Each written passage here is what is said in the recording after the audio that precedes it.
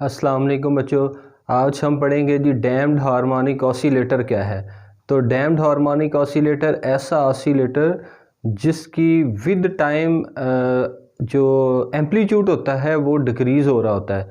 तो अगर आप कह लो कि एक आपके पास ना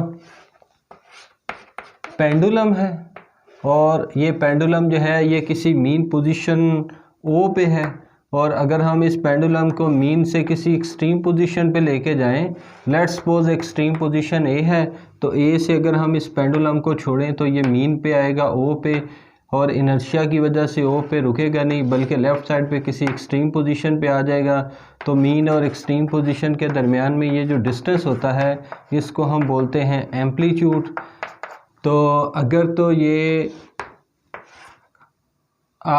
जो पेंडुलम है ये ऑसिलेट कर रहा है और विद टाइम इसके पास ऑसिलेशन जो है वो सेम रहती हैं और इसका एम्पलीट्यूड जो है वो दोनों साइड पे एक जितना रहेगा, तो ये जो पेंडुलम होगा ये नेचुरल ऑसिलेशन कर रहा होगा। लेकिन अगर कुछ ऐसा सिस्टम बन जाए कि जैसे ही पेंडुलम मीन से एक्सट्रीम से मीन आए और मीन से एक्सट्रीम आए, तो विद टाइम इसके पास जो एम्पलीट्यूड है वो डिक्रीज़ हो और एक स्टेज ऐसी आएगी कि ये पेंडुलम जो है वो रुक जाएगा।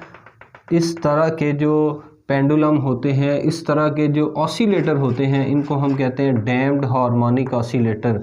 तो पहले इसका एम्पलीट्यूड यहाँ तक था, सेकंड केस में यहाँ तक आ गया, थर्ड केस में ये एम्पलीट्यूड आ गया और उसके बाद जो है ये रुक गया। तो ऐसे ऑसिलेटर जो विद टाइम जो है इनकी ऑसिलेशन जो है वो डिक्रीज़ होती है, इनको हम बोलते हैं डैम्ड हार्मोनिक ऑसिलेटर। तो जो हमने बेटा सिस्टम डिज़ाइन करना है ना, सिस्टम हमने डिज़ाइन करना है कि एक हमारे पास स्प्रिंग मैस सिस्टम है,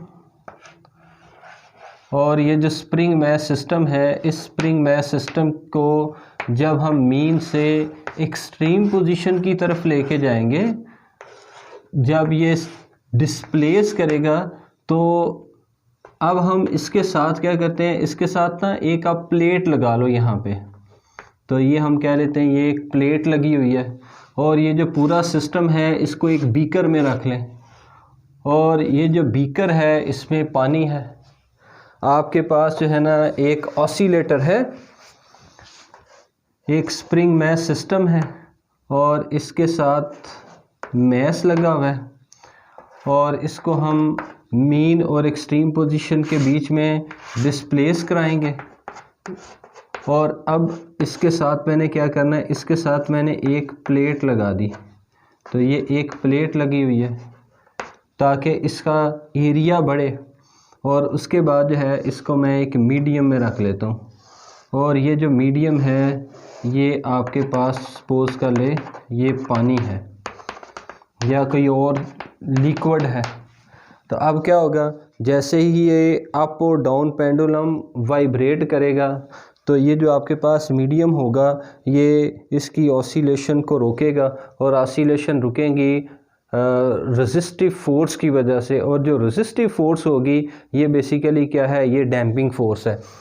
तो ये जो आपके पास बीकर है, इस बीकर में जो मीडियम है, इस मीडियम ने क्या करना है, इस स्प्रिंग मैस सिस्टम की ऑसिलेशन को जो है वो रोकना है।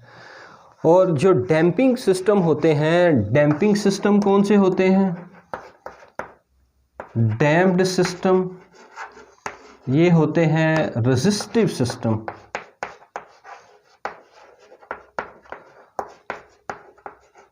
तो ऐसे मटेरियल, ऐसे ऑसिलेटर जिनके ऊपर रेजिस्टेंस जनरेट हो रही है, वो जो ऑसिलेटर बनेंगे उन ऑसिलेटर को हम कहते हैं डैम्प्ड ऑसिलेटर। तो अब जो हमारा सिस्टम है, जो हम डेफिनेशन लिखेंगे डैम्प्ड हार्मोनिक ऑसिलेटर की, वो है when an oscillator execute oscillation. अगर एक ऑसिलेटर जो है वो सिंपल हार्मोनिक मोशन जो है इसको परफॉर्म करवा रहा है, some resistance will be offered by its motion by medium. तो मीडियम क्या करेगा, मीडियम जो है जैसे मैंने यहाँ पे मीडियम जो है लिया है लिक्विड, तो मीडियम क्या कर रहा है, मीडियम जो है वो एक रेजिस्टिव फोर्स जो है वो जनरेट करवा रहा है। Then amplitude of such oscillation are decreases, तो ऐसी ऑसिलेटर का एम्पलीट्यूड क्या होता है, डिक्रीज करता है ग्रेजुअली विद टाइम। तो टाइम के साथ ऑसिलेशन जो है ये कम हो रही है, या रेजिस्टेंस की वजह से जो एम्पलीट्यूड है या जो आपका डिस्प्लेसमेंट हो रहा होगा ये डिक्रीज हो रहा होगा। और रेजिस्टिव फोर्सेस ने जब डिस्प्लेसमेंट को कम करवाना है, एम्पलीट्यूड को कम करवाना है, तो जो ऑसिलेटर होगा इसको हम बोलेंगे damped harmonic oscillator. These oscillators are called damped harmonic oscillator. तो ऐसे ऑसिलेटर का नाम क्या है, डैम्प्ड हार्मोनिक ऑसिलेटर। अब जो हमने सिस्टम डिज़ाइन करना है, सिस्टम है हमारा लेट स्प्रिंग मैस सिस्टम, एक स्प्रिंग मैस सिस्टम कंसिडर कर लिया, placed in A resistive medium, ऐसे मीडियम में रखा है जिसके पास जो रेजिस्टिव जो मीडियम की वैल्यू है, मीडियम का जो कांस्टेंट है वो है B, whose value depends upon shape and size of body। कौन सा शेप एंड साइज, यानी जो ऑसिलेट कर रहा है, as well as properties of medium. तो अगर मीडियम जो है वो थिक है तो इसका मतलब ये है कि इसके पास रेजिस्टिव फोर्स ज़्यादा है, अगर मीडियम थिन है तो रेजिस्टिव फोर्स कम है। तो एग्जांपल में हमने लिख लिया है कि डेंसिटी, तो मीडियम पे भी डिपेंड करेगा, जो ये जो एम्पलीट्यूड है ये मीडियम पे भी डिपेंड करेगा, और साथ साथ जो है ना ये डिपेंड करेगा अपना जो बॉडी जिसको हमने वाइब्रेट करवाना है उसकी शेप पे भी डिपेंड करेगा। तो अब पहली बात जो है ना जो हम लिखेंगे वो है as we know that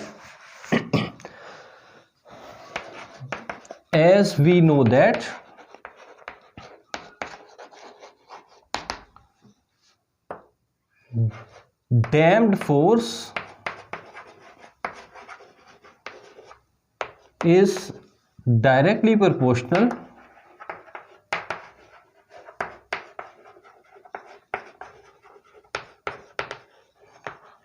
to velocity। Damped force जो है ये वेलोसिटी डिपेंडेंट है, तो जितनी ज़्यादा स्पीड के साथ बॉडी जो है वो मूव करेगी, रेजिस्टिव फोर्स जो है वो उतनी ज़्यादा। तो डैम्प्ड फोर्स जो है इसको हम लिख लेते हैं F D is directly proportional to velocity, F D equal to constant, और साथ में हम लिखेंगे बी, और बी जो है ये हमारे पास मीडियम की वैल्यू है, और साथ में जो है इसके आपने लिख लेना नेगेटिव साइन। नेगेटिव साइन का मतलब ये है कि रेजिस्टिव फोर्स जो है ये रेजिस्टिव फोर्स जो है ये हमेशा फ्लो के या मोशन के अपोजिट डायरेक्शन में होती है, इसलिए इसके साथ जो है हम नेगेटिव साइन जो है वो लिखेंगे। हमने जो सिस्टम डिज़ाइन किया है ये सिस्टम कौन सा है, सिस्टम जो है वो है हमारा स्प्रिंग मैस सिस्टम, और इस स्प्रिंग मैस सिस्टम को हमने ऑसिलेट करवाना है। एक मैंने स्प्रिंग जिसका कांस्टेंट K है, मैस M, इसके साथ मैंने एक प्लेट लगा दी और इसको रखा है एक रेजिस्टिव मीडियम में। अब इसने रेजिस्टिव मीडियम के अंदर ऑसिलेशन जो है वो करनी है। नाउ अब जो हमारा सिस्टम ऑसिलेट कर रहा है, इस सिस्टम के पास जो नेट फोर्स लगेगी ये क्या होगी जी। Now net force acting on the system, number 1 एक जो है वो है ऑसिलेटिंग फोर्स। सिस्टम के ऊपर जो नेट फोर्स लगेगी वो होगी ऑसिलेटिंग फोर्स, और ऑसिलेटिंग फोर्स क्या होगी, जो सिस्टम को एक्सट्रीम पोजीशन से मीन पोजीशन की तरफ लेके आ रही है, और वो है रीस्टोरिंग फोर्स।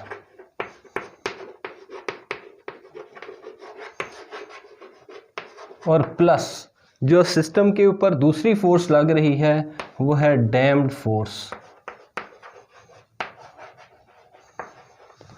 नेट फोर्स किसके बराबर आ गई, एक आपके पास है रिस्टोरिंग फोर्स, और दूसरी फोर्स कौन सी आ गई, दूसरी फोर्स जो है ना वो है हमारे पास damped force.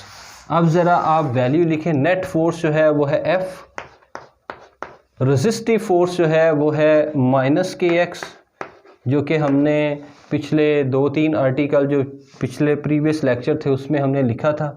Minus K x force क्या करेगी, इस मैस को इनिशियल पोजीशन की तरफ वापस लेके आएगी।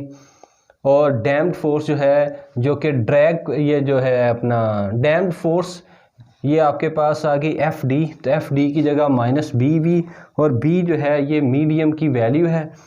फोर्स किसके बराबर आ गई, एफ इक्वल टू एम में equal to minus K X minus B V, A equal to mass multiply, तो दूसरी साइड पे जाके डिवाइड, माइनस के बटा M into X minus B बटा M into V. Both side पे मैस के साथ आप डिवाइड कर दें, लेफ़्ट साइड पे मैस जो है ये कट जाएगा। उसके बाद आप देखो, हमें ये पता है कि जो वेलोसिटी होती है वो है D x divided by D T, और एक्सेलरेशन जो है इसकी वैल्यू होती है D square x divided by D T square. तो यहाँ पे आप वैल्यू पुट कर लो, एक्सेलरेशन की जगह D square x divided by D T square. उसके बाद ये जो है ना के बटा एम की जगह हमने लिखा था ओमेगा नॉट स्क्वेयर, और उसके बाद जो है ना बी बटा एम, ये भी कांस्टेंट है, तो बी बटा एम की जगह आप लिख लो टू बीटा, टू अल्फ़ा लिख सकते हैं, टू बीटा लिख सकते हैं। तो यहाँ पे आपने वैल्यू जो है वो लिख देनी है।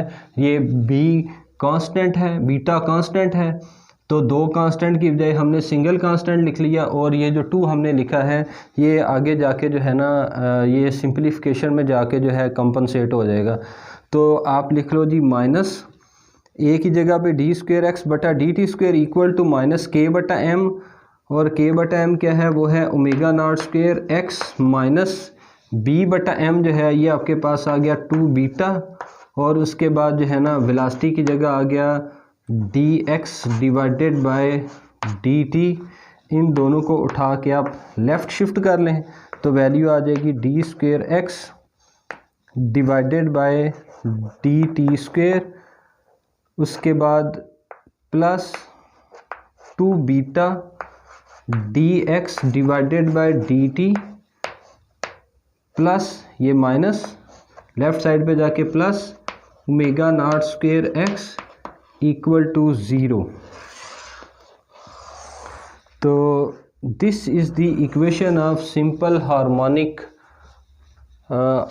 This is the equation of damped harmonic oscillator. तो डैम्ड हार्मोनिक ऑसिलेटर जो है इसकी हमने इक्वेशन जो है वो बना ली।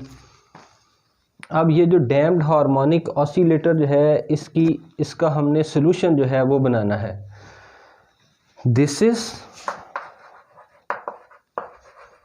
Equation of damped harmonic oscillator. अब जी हम बनाएंगे सोल्यूशन। तो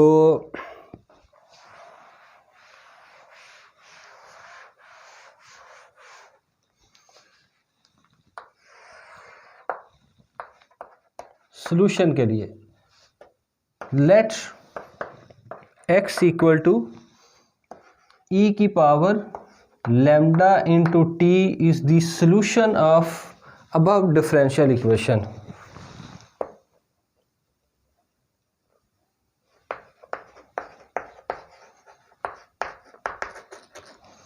ये जो हमने इक्वेशन बनाई है डी स्क्वेयर एक्स बटा D T square plus two beta D X बटा D T plus omega naught square X, इसका जो सोल्यूशन है वो हमने लिख लिया।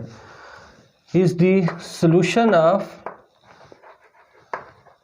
Above differential equation. अब अगर आप इसका डेरिवेटिव लेना तो ये जो सोल्यूशन है इसको बेसिकली हमने यहाँ पे पुट करना है। तो अगर आप पुट करेंगे तो ये सोल्यूशन जो है ना ये सेटिस्फाई होना चाहिए। तो अगर आप डेरिवेटिव ले लो with respect to time D X बटा डी टी इक्वल टू ई की पावर लैम्डा टी, ये एज इट, और पावर का दोबारा से डेरिवेटिव लेंगे तो आपके पास वैल्यू आ जाएगी लैम्डा इंटू टी। और इसका अगर आप अगेन डिफरेंशियल ले लें तो आपके पास वैल्यू आ जाएगी d square x divided by D T square equal to, इसका दोबारा से डेरिवेटिव लो, लैम्डा कांस्टेंट ई की पावर लैम्डा टी इनटू फिर क्या आ जाएगा लैम्डा, और साथ में ये लैम्डा अपनी जगह पे, तो D square x divided by D T square equal to lambda multiply by lambda lambda square into E की पावर लैम्डा टी। तो ये आपके पास ये जो तीन वैल्यूज़ हैं इनको आपने पुट कर देना है, इनको आपने पुट करना है जी, जो आपके पास इक्वेशन बनी है। और इक्वेशन आपके पास क्या है, डी स्क्वेयर एक्स बटा डी टी स्क्वेयर, यहाँ पे आपने वैल्यू जो है वो पुट कर देनी है। तो डी स्क्वेयर एक्स बटा डी टी स्क्वेयर की वैल्यू जो है वो हमने ये कैलकुलेट कर ली। तो ये आप वैल्यू पुट करो तो आपके पास वैल्यू आ जाएगी लैम्डा स्क्वेयर ई की power lambda into T plus 2 beta, उसके बाद डी एक्स बटा डी टी की वैल्यू पुट कर दें, तो डी एक्स बटा डी टी की वैल्यू जो है वो है लैम्डा ई की पावर लैम्डा इंटू टी, उसके बाद प्लस ओमेगा नॉट स्क्वेयर, और x की वैल्यू जो है ना, ये जो हमारा गैस सॉल्यूशन है ये आपने पुट करना है जी। तो वैल्यू आ जाएगी e into lambda t equal to 0। तो यहाँ से आपके पास जो कॉमन आएगा वो आएगा e की पावर लैम्डा इंटू टी, ई की पावर लैम्डा टी, ये आपका कॉमन है। उसके बाद lambda square plus 2 beta into lambda plus omega naught square equal to 0। अच्छा जी, अब आपके पास एक तो ई की पावर लैम्डा इंटू टी है और साथ में ये टर्म है, तो या तो ई की पावर लैम्डा इंटू टी 0 के बराबर होगी, या ये जो मल्टीप्लायर है ये 0 के बराबर है। तो ई की पावर लैम्डा टी कभी भी 0 के बराबर नहीं आ सकता। तो ई की पावर लैम्डा टी जो है ना, ये 0 के बराबर जो है वो क्यों नहीं आ सकता, क्योंकि टाइम की जो आप मिनिमम वैल्यू अगर आप पुट कर लो 0, तो अगर आप टाइम की वैल्यू पुट करें 0, टी अगर आपके पास 0 है तो ई की पावर लैम्डा इंटू 0, तो ई की पावर 0 मल्टीप्लाई बाय समथिंग 0, तो किसी भी चीज़ की पावर जो है वो आ जाएगी 0। और अगर आप जो है लैम्डा को भी 0 पुट कर लो तो फिर भी आपके पास आंसर जो है ना वो 1 आएगा। किसी भी चीज़ की पावर 0 1 के बराबर है। तो कांस्टेंट ई की पावर, ई जो है वो कांस्टेंट है, तो कांस्टेंट की पावर 0 जो है वो आपके पास जो है वो 0 नहीं आएगी, बल्कि आपके पास कोई नंबर आएगा। तो इसका मतलब ये टर्म कभी भी 0 के बराबर हो नहीं सकती। तो फिर lambda square plus 2 beta into lambda plus omega naught square must be equal to 0। और इसको अगर आप देखें तो ये आपके पास जो है ना ये क्वाड्रेटिक इक्वेशन है, और क्वाड्रेटिक इक्वेशन जो है इसका जो सलूशन होता है, अगर आपके पास हो A X square plus B X plus C equal to 0, तो इसका सलूशन आएगा x equal to minus B plus minus square root B square minus 4ac divided by 2a। तो ये आपके पास जो है ना ये इसका सलूशन आएगा। तो अगर आप इसको देखें तो विच इज़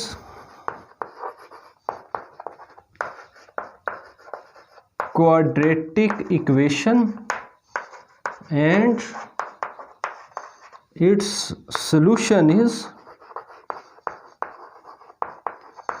तो इस क्वाड्रेटिक इक्वेशन का जो सलूशन बनेगा वो आएगा lambda equal to minus B plus minus square root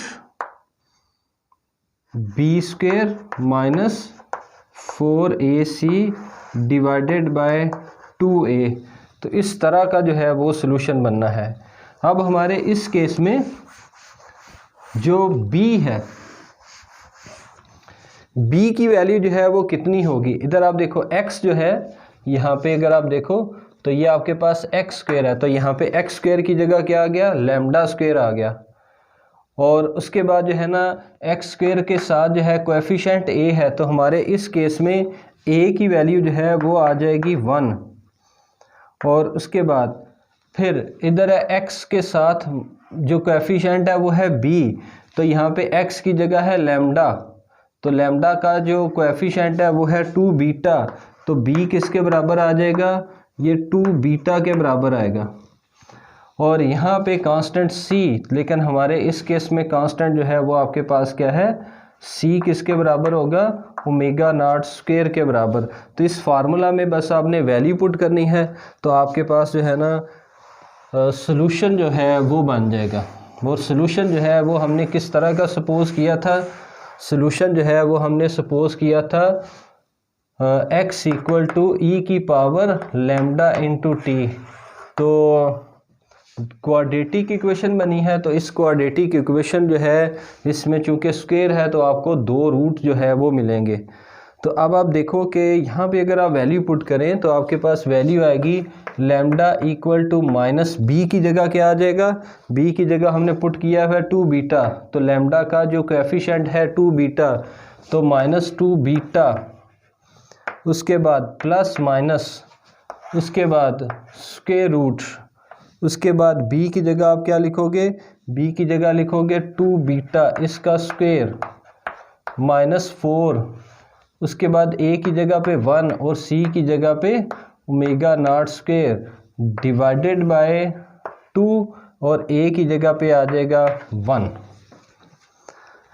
तो लैम्डा स्क्वायर के साथ कोएफिशिएंट जो है वो आ जाएगा 1। अब आप इसको सॉल्व कर लें, तो lambda equal to -2 beta plus minus square root, अब आप लिख लो स्क्वायर ओपन कर लो, 4 beta square -4 omega naught square divided by 2, lambda equal to -2 beta plus minus, यहाँ से कॉमन जो है वो आ जाएगा 4, अगर आप कॉमन लो तो स्क्वायर रूट से बाहर आ जाएगा 2, square root beta square -4 omega naught square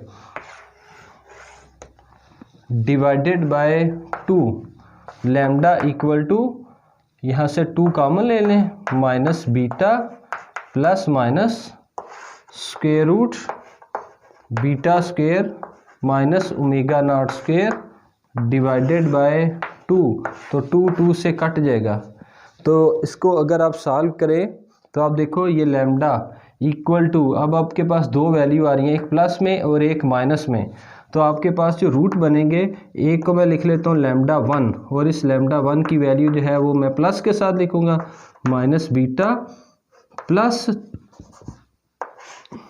square root beta square minus omega naught square, और जो दूसरी वैल्यू है इसको आप लिख लो लैम्डा 2, और ये आपके पास है माइनस बीटा, और पहले मैंने लिखा प्लस के साथ, फिर मैंने लिखना है माइनस के साथ, माइनस स्क्वायर रूट, उसके बाद beta square minus omega naught square. तो ये मेरे पास 2 रूट जो है वो निकल के आ गए। तो अब ये जो मैंने सपोज सॉल्यूशन लिया था x इक्वल टू ई की पावर लैम्डा टी, अब लैम्डा की वैल्यू क्या निकली है, एक लैम्डा 1 और एक लैम्डा 2, तो 2 सॉल्यूशन निकले हैं। इन 2 सॉल्यूशन को जो है अब हम लिखेंगे लीनियर कॉम्बिनेशन की फॉर्म में। सो the complete solution of differential equation, कौन सी डिफरेंशियल इक्वेशन थी, जो हार्मोनिक ऑसिलेटर की हमने इक्वेशन बनाई थी, डी स्क्वायर एक्स बटा D T square plus 2 beta D X बटा डी टी और plus omega naught square equal to 0। तो इसका जो सॉल्यूशन निकलेगा, so the complete solution is, complete solution क्या बनेगा जी, कंप्लीट सॉल्यूशन होगा x इक्वल टू ई की power lambda 1 into T plus E की पावर लैम्डा 2 इंटू टी। तो लैम्डा जो है इसकी 2 वैल्यू मिली हैं, एक लैम्डा 1 और एक को हमने नाम दिया है लैम्डा 2, तो 2 वैल्यूज़ मिल गई। और जब भी हम कंप्लीट सॉल्यूशन लिखते हैं हमेशा लीनियर कॉम्बिनेशन की फॉर्म में, तो लीनियर कॉम्बिनेशन की फॉर्म या सुपरपोजिशन प्रिंसिपल की फॉर्म में हम सॉल्यूशन को लिखते हैं। तो ये जो हमारा सॉल्यूशन आया है इसको हम एक कांस्टेंट के साथ मल्टीप्लाई भी करते हैं। तो a e की पावर लैम्डा t और उसके बाद फिर b e की power lambda 2 into t, x equal to a e की पावर लैम्डा 1 की वैल्यू पुट कर दें। तो लैम्डा 1 की वैल्यू है minus beta plus square root beta square minus omega naught square into t, ये टाइम अपनी जगह पे, प्लस बी ई की पावर लैम्डा 2 की वैल्यू, लैम्डा 2 की वैल्यू जो है वो आपके पास है minus beta minus square root beta square minus omega naught square into t. तो ये आपके पास जो है ये सेकंड सोल्यूशन, ये सेकंड टर्म आ गई। अब आप इसको लिखें जी x इक्वल टू ए ई की पावर, टाइम को मल्टीप्लाई कर दें, minus beta t plus square root beta square minus omega naught square into T plus B E की पावर मल्टीप्लाई कर दें फिर टाइम के साथ, तो minus beta into T minus square root beta square minus omega naught square into t. अच्छा जी, अब आप देखो अगर आपके पास वैल्यू हो e की पावर a इंटू बी, ई की पावर a प्लस बी, तो इसको हम लिख सकते हैं e की पावर a इंटू ई की पावर b। जब बेस सेम होगा तो पावर आपस में ऐड अप हो जाएंगी, इसको हम ये लिख सकते हैं। तो यहाँ पे आपके पास क्या हो जाएगा, x equal to a E की पावर, एक ये टर्म प्लस के साथ फिर ये टर्म है, एक ये टर्म फिर ये टर्म फिर ये टर्म फिर ये टर्म, तो इसको हम जो लिख सकते हैं वो हम लिख सकते हैं जी x equal to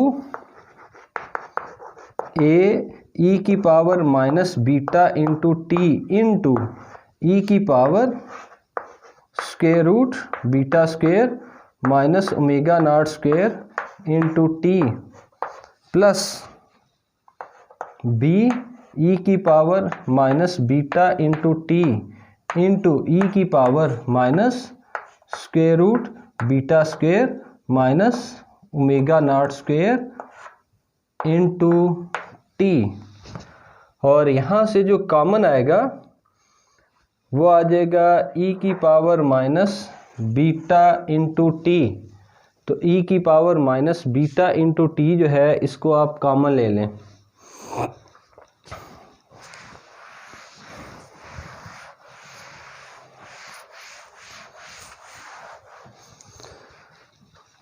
x equal to ई की power minus beta into T, ये कॉमन आ गया, इंटू ए ई की power square root beta square minus omega naught square into T plus B E की power minus square root beta square minus omega naught square into T. तो अब आपके पास ये जो टर्म है ये आपके पास ऑसिलेटिंग टर्म होगी और ये आपके पास जो है ये डैम्पिंग टर्म होगी। तो अब आपको ये पता है कि ई की पावर अगर आपके पास प्लस टी हो तो इसका ग्राफ आता है इंक्रीजिंग, और अगर ई की पावर माइनस टी हो तो इसका ग्राफ बनेगा डिक्रीजिंग। तो अगर इसको हम प्लाट करें ना, थोड़ी देर के बाद जो है वो हम इसको सॉल्व भी करेंगे, इसका जो आंसर है वो सिंपल हार्मोनिक ऑसिलेटर की तरह का आ जाएगा और ये वाली टर्म मल्टीप्लाई हो रही है, तो इसका जो नेट आंसर बनेगा वो कुछ इस तरह से आएगा कि ये वाली जो टर्म है ये ऑसिलेशन परफॉर्म करवाएगी और ये जो टर्म है ये डैम्पिंग करवाएगी और आपका सिस्टम जो है ये डिक्रीज़ हो रहा होगा, इसका एम्पलीट्यूड जो है वो विद टाइम डिक्रीज़ हो रहा होगा। तो इसको जो है वो अब हम सॉल्व करेंगे। अब हम कुछ कंडीशन जो है वो सॉल्व करेंगे जी।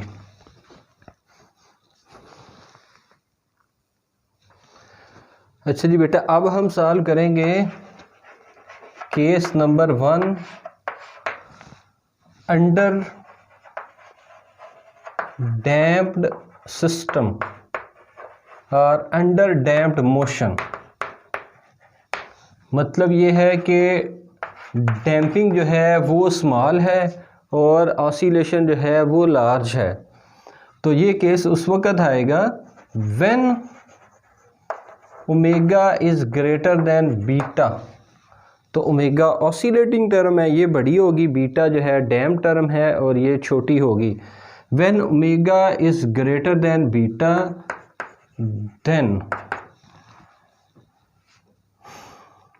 then motion is under damped।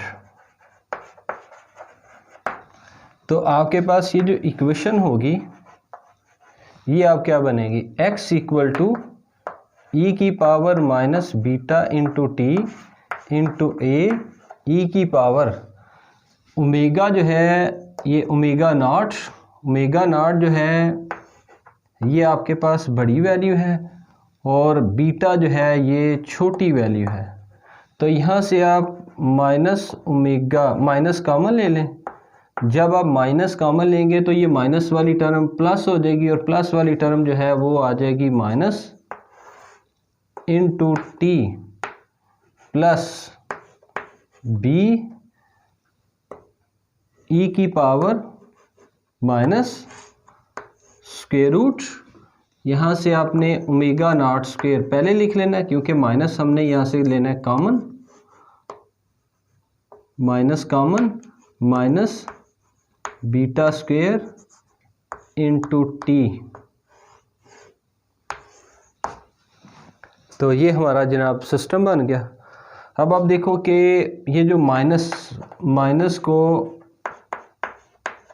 Minus square root of -1 ये आपके पास आयोटा के बराबर होता है, तो यहाँ पे भी आयोटा बन जाएगा, इधर भी आयोटा बन जाएगा। तो आपके पास जो वैल्यू आ जाएगी वो है x इक्वल टू ई की power minus beta into T A ई की पावर आयोटा, ये माइनस होने की वजह से ये माइनस को स्क्वायर रूट से बाहर निकालें तो iota square root omega naught square minus beta square into T plus b, फिर ई की पावर माइनस और माइनस को स्क्वायर रूट से बाहर निकालें तो आयोटा, फिर square root omega naught square minus beta square into t. अच्छा जी, अब आप देखें कि आपको ये पता है कि ई की पावर प्लस थीटा अगर हो, ई की power iota theta, plus theta नहीं आयोटा थीटा, इसको हम लिख सकते हैं cos theta plus iota sine theta. तो ये आपके पास ये टर्म बन जाएगी। और अगर आपके पास हो ई की पावर माइनस आयोटा थीटा,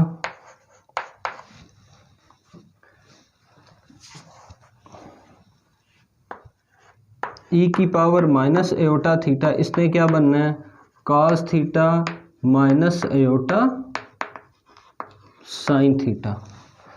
तो ये आपके पास सेकंड टर्म को हम सॉल्व करेंगे जी। तो x equal to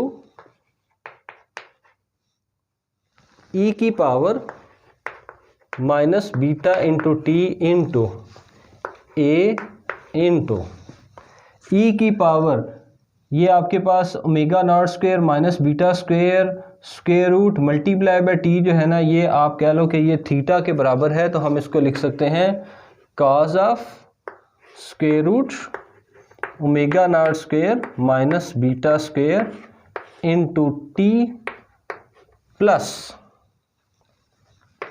iota sine theta की जगह आप क्या लिख सकते हो square root omega naught square minus beta square into T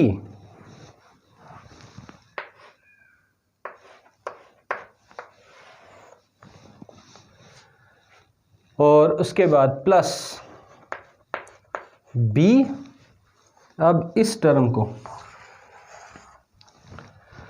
इसको हम लिखेंगे जी cos square root omega naught square minus beta square into T minus iota sine square root omega naught square minus beta square into T. उसके बाद next step में आपने क्या करना है जी, ए को मल्टीप्लाई कर दें और इधर बी को मल्टीप्लाई करें। तो पहली टर्म के साथ आप ए को मल्टीप्लाई करेंगे तो ये ए आ जाएगा और यहाँ पे भी आ जाएगा, आयोटा के साथ आप लिख लो ए। यहाँ आप बी के साथ मल्टीप्लाई करोगे और इधर माइनस के साथ आप लिखोगे बी।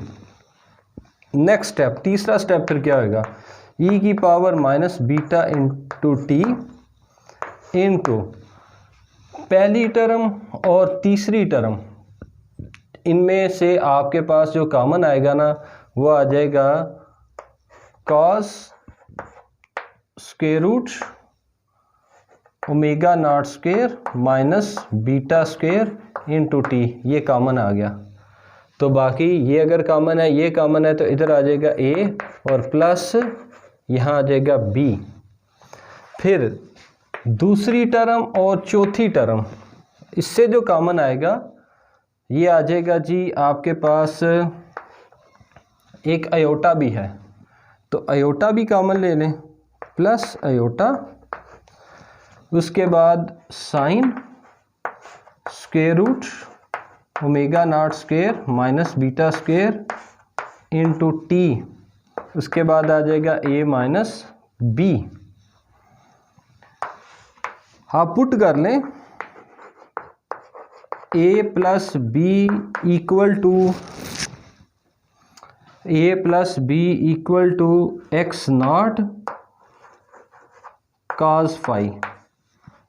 तो इधर भी एंगल है, यहाँ पे कांस्टेंट की जगह हम एक और कांस्टेंट लिख लेते हैं, एक्स नॉट जो है ये भी कांस्टेंट है। और उसके बाद आप लिख लो जी ए माइनस बी की जगह आप लिख लो iota X naught into sine phi. तो ये आपने पुटिंग करनी है जी इस इक्वेशन में। तो ए प्लस बी की जगह जो है वैल्यू पुट करेंगे और हमारे पास डैम्प्ड सिस्टम जो है इसकी इक्वेशन जो है वो सिंप्लीफाई हो रही है जी। अब आपके पास जो वैल्यू बनेगी x इक्वल टू ई की power minus beta into T into A plus B की जगह हम क्या लिख सकते हैं, ए प्लस बी की जगह आ जाएगा x naught into cos phi into cos square root omega naught square minus beta square into t, फिर प्लस आयोटा, ये अगली टर्म ए माइनस बी की जगह हम क्या लिखेंगे, iota X naught sine phi, तो into iota sine phi iota X naught sine phi into sine square root omega naught square minus beta square into T. उसके बाद ही आयोटा मल्टीप्लाई बाय आयोटा, तो ये बन जाएगा आपका आयोटा स्क्वायर। तो x इक्वल टू ई की power minus beta into T into यहाँ से आपके पास जो कॉमन आएगा ना इन दो टर्म से वो बन जाएगा एक्स नॉट। तो एक्स नॉट आप कॉमन ले लो, उसके बाद आप लिख लो cos square root X naught square minus beta square into T into cos phi iota square multiply by iota square, iota square और आयोटा स्क्वायर जो है ये iota multiply by iota, iota square बन जाएगा और इसकी जगह आप क्या लिख लोगे, आयोटा स्क्वायर कितना होता है -1। तो ये आपके पास आयोटा स्क्वायर की जगह -1 मल्टीप्लाई बाय प्लस, तो माइनस आ जाएगा, minus sine square root omega naught square minus beta square into T into sine phi. तो इसको अगर आप देखो तो ये आपके पास है cos alpha cos beta minus sine alpha sine beta. तो यहाँ पे आप जो है ट्रिग्नोमेट्रिक फार्मूला जो है वो अप्लाई कर दें और इसकी जो वैल्यू बनेगी इस ट्रिग्नोमेट्रिक फार्मूला से जो हम वैल्यू बनाएंगे, जो सिंप्लीफाई करेंगे वो है x इक्वल टू ई की power minus beta into T into x naught into cause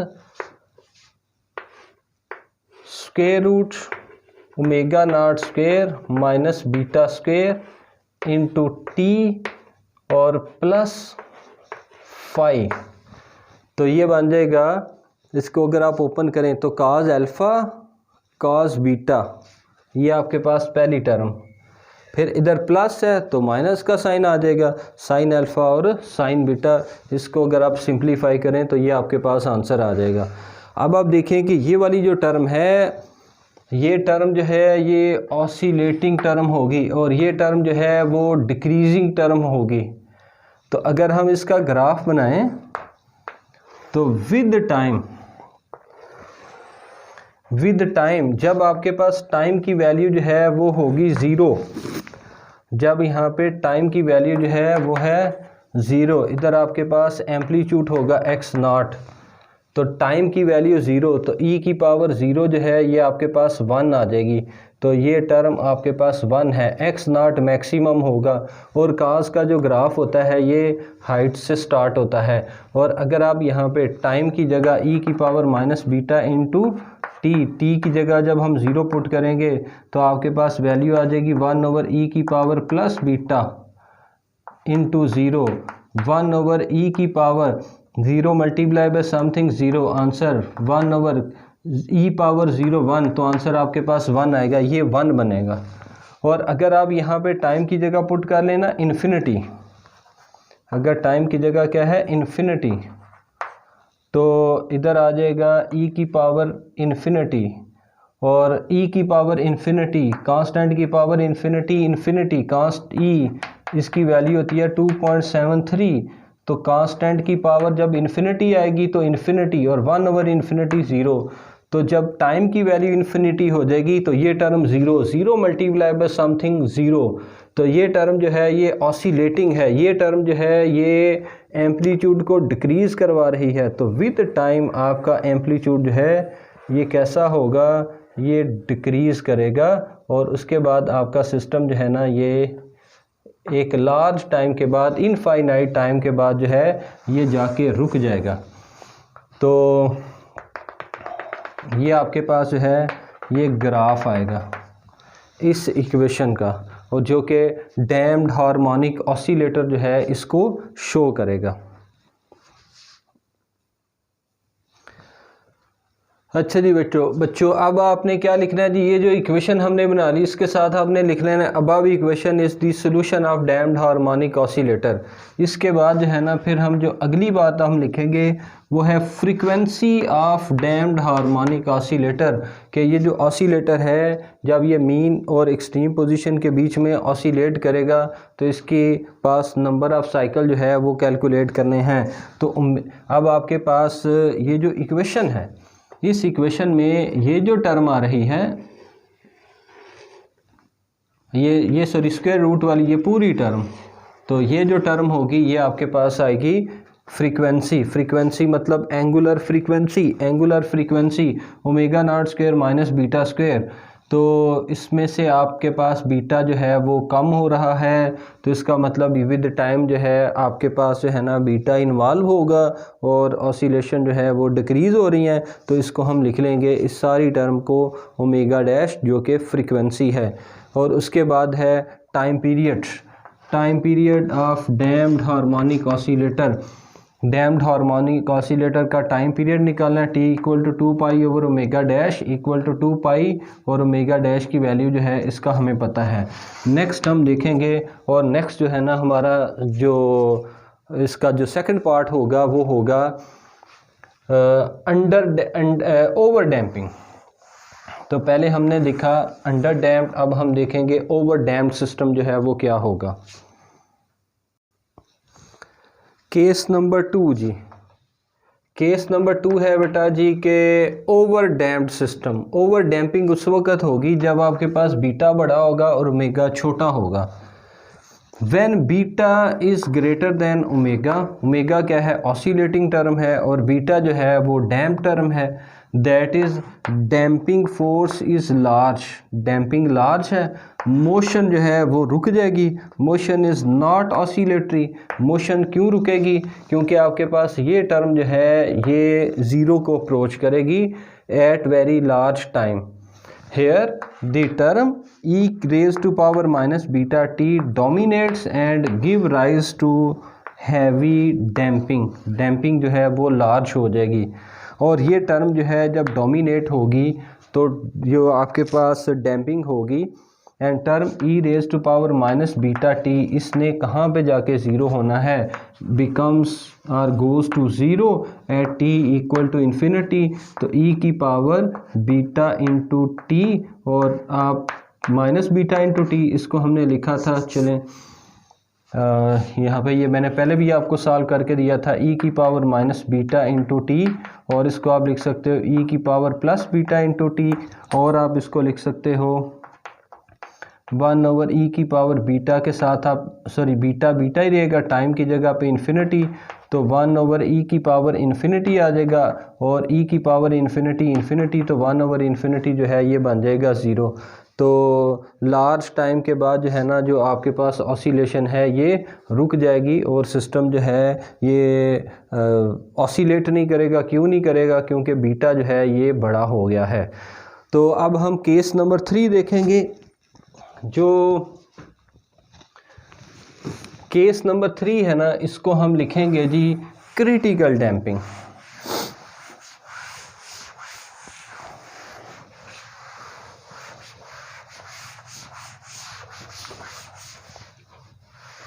तो क्रिटिकल डैम्पिंग जो है ना, इसको अब हमने सॉल्व करना है जी।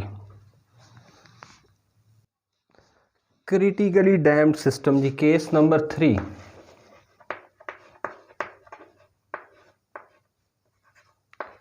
Critical damping.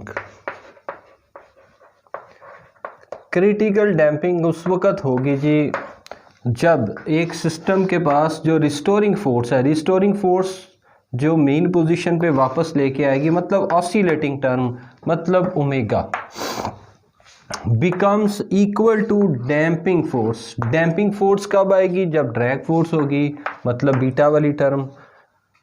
तो इन दोनों को आपने क्या करना है? इन दोनों को इक्वल करना है। देन फ्रीक्वेंसी ऑफ ऑसिलेटर, कौन सा oscillator? Damped oscillator, become equal to zero. This is called critical damping and oscillator is called critically damped oscillator। तो beta equal to omega naught. Beta क्या है? ये आपके पास डैम्पिंग टर्म है, omega naught जो है वो ऑसिलेटिंग टर्म है। तो जो डैम्प्ड हार्मोनिक ऑसिलेटर की हमने फ्रीक्वेंसी बनाई थी, angular frequency omega dash equal to omega naught square minus beta square. तो यहाँ पे आप क्या पुट कर दो? बीटा की जगह पे ओमेगा नॉट, तो ओमेगा नॉट लेंगे, ऊपर स्क्वायर आ जाएगा, ये कट जाएगा, और ओमेगा डैश जो है इसकी वैल्यू आपके पास है ज़ीरो। तो ऐसा सिस्टम जो है ये यूज़फुल है। कहाँ पे यूज़फुल है? A critically damped system is useful in designing a system attain equilibrium position rapidly and smoothly। तो critically damped system कौन सा होगा? जैसे हम दरवाजे को खोलेंगे तो दरवाजे के साथ जो कब्जे लगे होते हैं, या जो दरवाजे के साथ अगर आप एक स्प्रिंग लगा दें तो दरवाज़ा जो है जैसे ही खुल के जाएगा और स्प्रिंग जो है वो उसको वापस लेके आएगा, तो क्रिटिकली डैम्पिंग हो जाएगी और आपका सिस्टम जो है वो ऑसिलेट करेगा। या जिस तरीके से दरवाज़ा अगर ऑसिलेट कर रहा है, बार बार ऑसिलेट कर रहा है, इसके साथ आपने एक लगा देना है जी, स्प्रिंग लगा दें, और स्प्रिंग क्या करेगा? इसको ये क्रिटिकली डैम्प्ड करेगा, इसको इक्विलिब्रियम में वापस लेके आएगा। ये था जी हमारा टॉपिक। तो इंशाल्लाह फिर नेक्स्ट टॉपिक के साथ आपसे गपशप होगी। Thank you very much.